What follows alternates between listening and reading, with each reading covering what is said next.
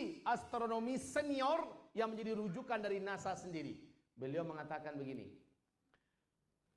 di antariksa kita ini terdapat banyak sekali pecahan-pecahan bintang yang melesat dengan kecepatan 120.000 km per jam.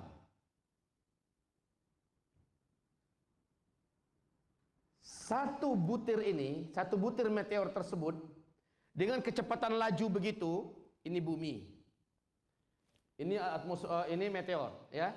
Kalau sempat satu meteor ini dengan garis diameter 2 km saja, tidak usah besar-besar, garis diameter 2 km saja menghantam bumi, maka kekuatan ledakannya untuk bumi setara dengan 1 juta kali lipat bom nuklir yang dulu pernah meledak di Nagasaki dan Hiroshima.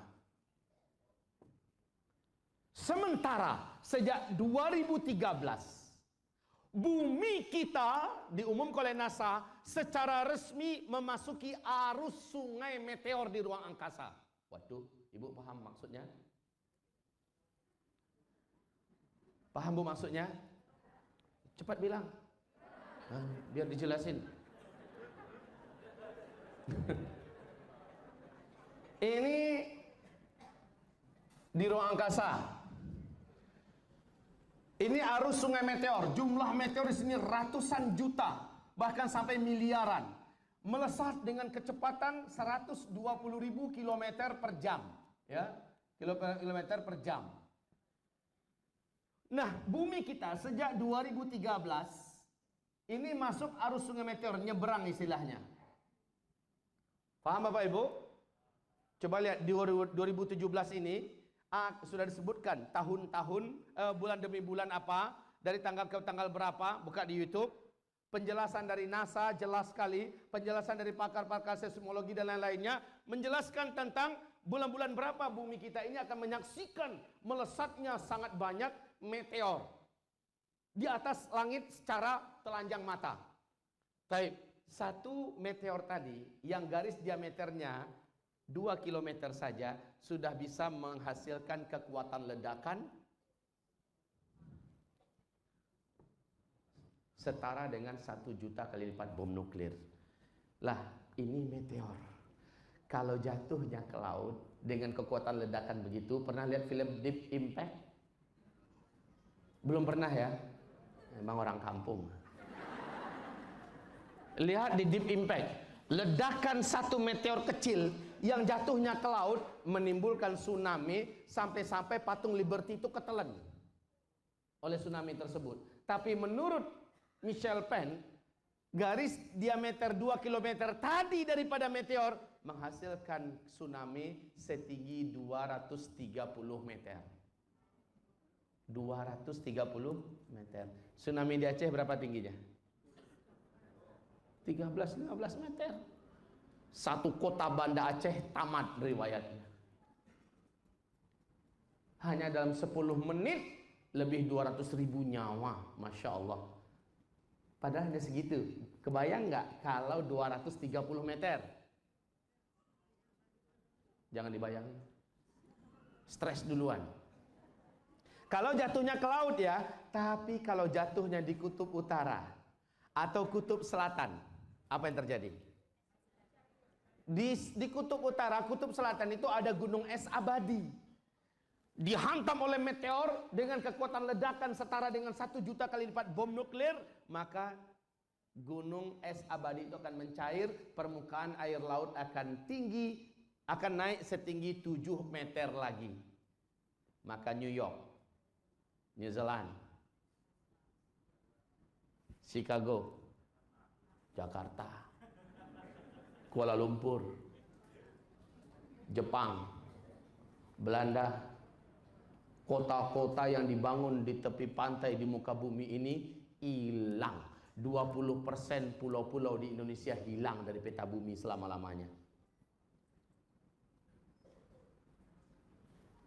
Tapi kalau jatuhnya meteor itu bukan di laut, bukan di kutub utara, namun jatuhnya ke daratan, dan ini yang lebih memenuhi syarat kalau menurut Urutan hadis. Ya, dukhon ini hanya terjadi kalau meteor menghantam daratan. Nggak tahu daratannya sebelah mana nanti yang kena. Pekanbaru kah? Afrika kah? Amerika kah? Pokoknya ketika dia melesat, ketika menghantam atmosfer langit bumi kita, cedum, bumi bisa mendengarkan suaranya. Kemudian dia melesat. Di daerah mana dia jatuh? Kalau jatuhnya ke daratan, maka akan menimbulkan kekuatan ledakan yang sangat mengerikan. Di mana dia meledak? Umpamanya di daratan Afrika atau Amerika.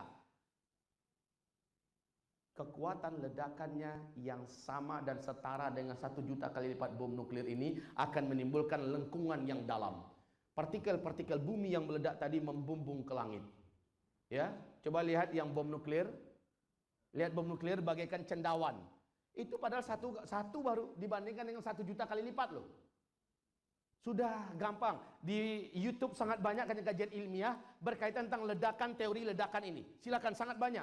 Mengerikan.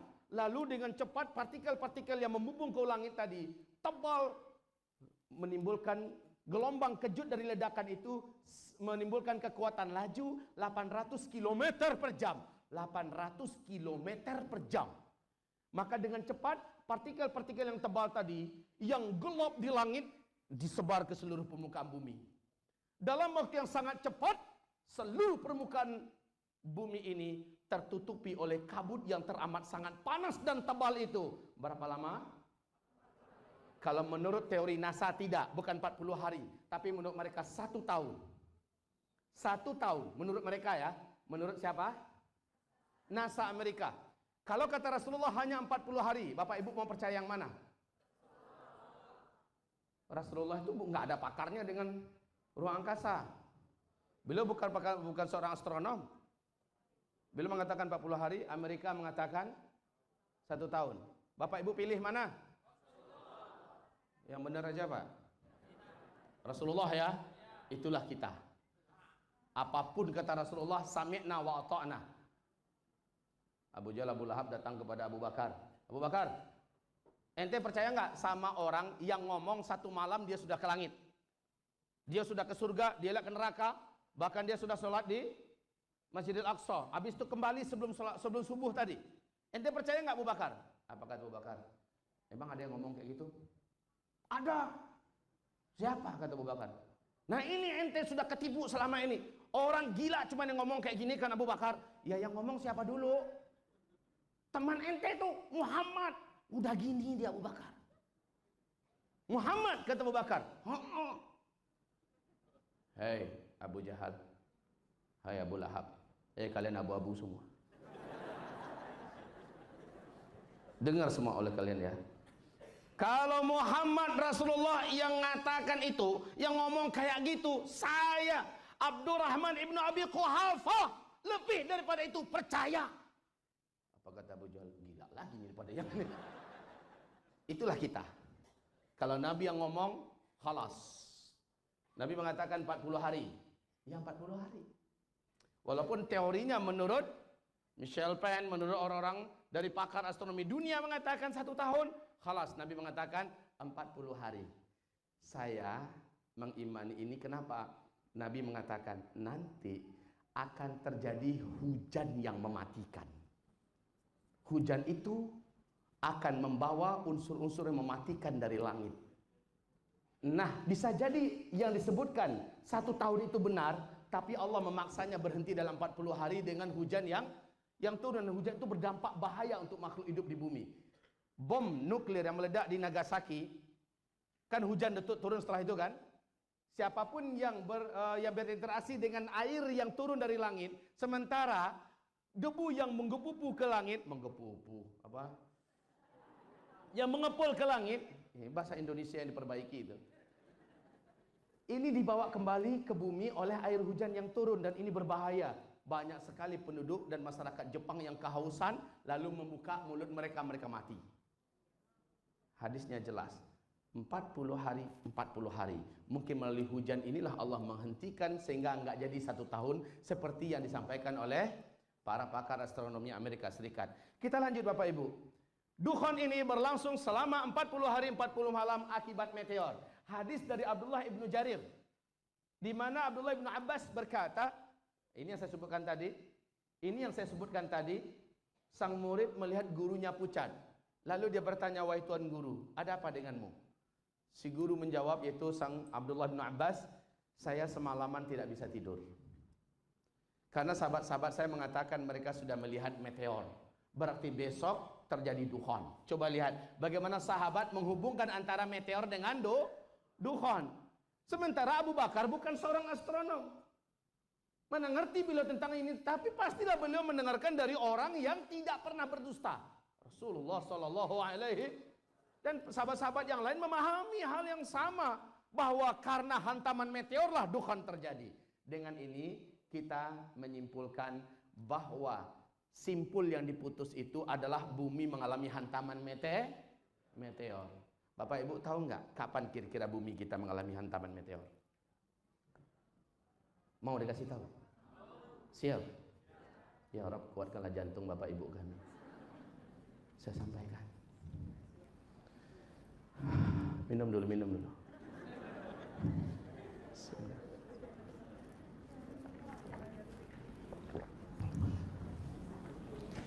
Bapak Ibu, semoga Bapak Ibu sudah menyimak terus perkembangan apa yang dilakukan di dunia barat dan negara-negara besar dan maju di timur, termasuk Australia, tentang persiapan mereka. Tadi saya ada menyampaikan pada Bapak Ibu tentang bunker raksasa bawah tanah. 2012 akhir, NASA Amerika sudah mengumumkan bumi kita mulai memasuki arus sungai meteor.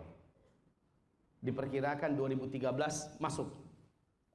Langsung tanggal 12 Februari 2013 meteor pertama masuk ke bumi kita. Masih ingat? Jatuhnya di mana? Siberia, Rusia. Nasib baik jatuhnya di danau es, sehingga danau itu langsung menggelegak dan berapi seperti kawah gunung berapi. Kecepatan lajunya yang Masya Allah menyebabkan 30.000 gedung yang terdiri di kaca-kaca hancur melesat dengan kecepatan peluru. 1.200 manusia yang jadi korban ketika itu. Kelimpungan Rusia, kok kita kecolongan. Meteor yang kedua, ini aneh, dalam 1 tahun yang sama, masih 2013 Pak, jatuh di Brazil. Maaf, jatuh di Argentina. Tanggal berapa? Tanggal saya ini boleh dicatat, buka di YouTube. Karena ini diberitakan di televisi seluruh dunia. Pada tanggal 15 April. Meteor kedua jatuh di Argentina. Di malam hari, hari Minggu malam Senin. Nasib baik meteornya kecil. Meledak di atas langit udara Argentina. Di malam hari. Ledakan ini menyebabkan terang benderangnya 8 kota di malam itu. Padahal di Argentina sedang diadakan konser musik raksasa. Meteor yang ketiga 7 November di Los Angeles. Meteor yang ketiga masih tahun 2013. Ini makin membuktikan benarnya apa yang disampaikan oleh NASA. 2013 bumi kita mulai memasuki arus sungai meteor. Nah, pengumuman yang banyak dilupakan oleh manusia sejak 43 tahun yang lalu. NASA Amerika sudah mengumumkan bahwa bumi kita 2013 ke atas mulai memasuki arus sungai meteor, dan peluang bahwa bumi kita akan mengalami hantaman serangan meteor ini sangat ada. Oleh karena itu, tidak tanggung-tanggung, negara kaya besar kuat sekelas Amerika Serikat membangun cara untuk menyelamatkan manusia sebatas yang bisa mereka selamatkan berupa bunker-bunker raksasa di bawah tanah. Bunker itu, Bapak Ibu, bunker tersebut ini daratan. Ini daratan. Ini masuk ke dalam. Jarak 30 meter ke dalam baru di sini mereka buat bunker. Bunker ini dapat menampung, ini sekian tingkat ya, sekian tingkat. Bunker ini dapat menampung 500.000 manusia, satu bunker. Dapat menampung jumlah manusia 500.000 manusia. dan difasilitasi dengan seluruh kebutuhan hidup manusia sebanyak 500.000 itu yang dapat dipakai selama 1 tahun. Selama 1 tahun. Rasulullah Sallallahu Alaihi Wasallam menyebutkan, ini yang paling penting Bapak Ibu. Sebentar. Ini bukan buku pegangan saya. Buku pegangan saya sudah langsung saya oret-oret Bapak Ibu. Tentang masalah dukhon. Coba lihat daftar isi setelah dukhon. Dukhon. Amerika Serikat pasti mempelajari hadis ini. Coba lihat halaman 612. Ketemu? Mari kita baca hadis. Berikut beberapa hadis.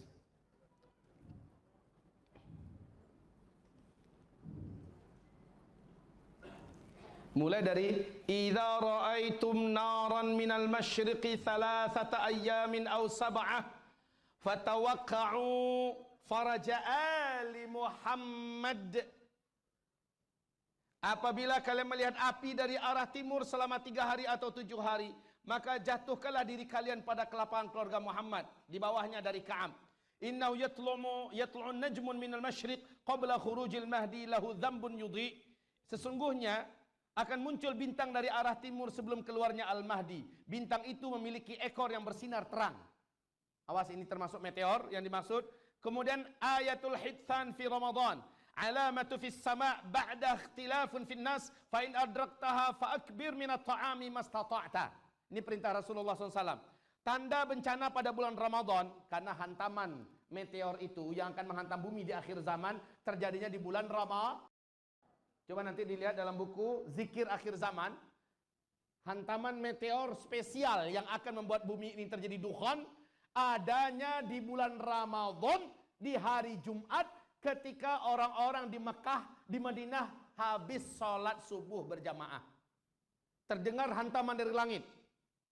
Kemudian kata Rasulullah, jika kamu mendengarkan itu, seluruh kamu yang ada di masjid larilah menuju ke rumah-rumah kamu.